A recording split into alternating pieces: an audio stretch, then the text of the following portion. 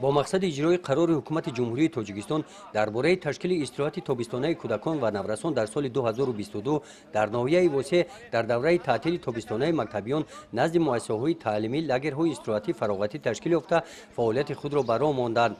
با مقصد شناسایی با شرایط‌های استراحت و فراغت کودکان در ناحیه واسه ما با یک چند لاگرهای استراحتی نزد مکتبی تشریف آوردیم.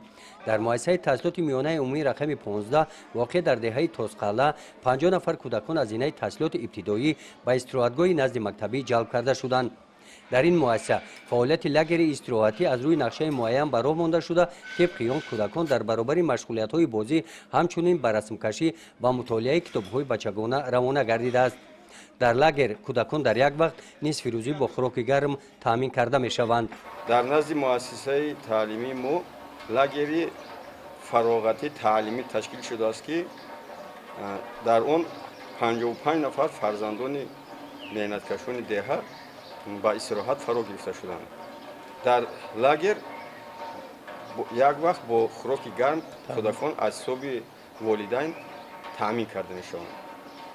خلاصه همین که برای بلند برداشتن سویه دانش خوانندگان صنف‌های 1 و 4 در نزد مؤسسه کتابخانه مکتبی وجود دارد. ما در اساس ترتیب روزکاریمون هم به خواندن کتاب‌ها هم به بازی‌های شوق‌آور کودکان مشغول می‌شوند.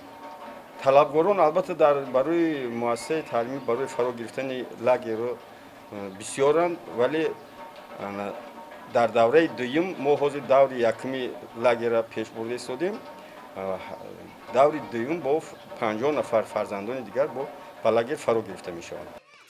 در مؤسسه تحصیلات میانه عمومی رقم 2 واقع در دهه ارال هم فعالیت لاگر استراحتی نزد مکتبی از روز 16 ایون آغاز گردید. طبق اطلاع رهبریت مؤسسه لاگر استراحتی با جلب آموزگاران با تجربه برآمده شده در دور اول 24 نفر کودکان به استراحتگاه نزد مکتبی جلب گردیدند.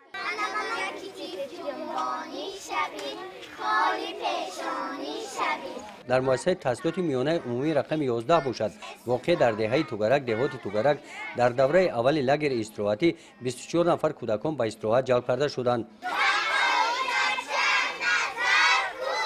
در مؤسسه تعلیمی رقم 20 باشد وابسته به امکانیت‌های مکتب 70 نفر کودکان به استراحتگاه نزد مکتبی جلب کرده شدند. از روز 16 میلیون در نزد مؤسسه لاگر استراحتی فراغتی کودکان با جلب 70 نفر کودکان تشکیل نمودیم. وابسته به شرایط امکانیت‌های داشته با دستگیری اساسیاسیای والدین آموزگاران کودکان با یک وقت خوراک گرم تامین می‌باشند. لاگر استراحتی فراغتی نزد مؤسسه 18 روز دوام می‌کند. در نوبت اول کودکان اویلای کمیزوات یتیمان کل نیم یتیما با لاگر استراحتی فراغتی جلب کرده شدند. در ناحیه واسه در دوره اول لاگر استراحتی 480 نفر کودکان جلب گردیدند. لاگرهای استراحتی نزد مکتبی در 3 دوره براه مانده شده ماه اوگوست جنبست می‌گردد. گزارش خوجا نظریف خدای نظر ظهوروف از ناحیه واسه برای برنامه اطلاعاتی نوید.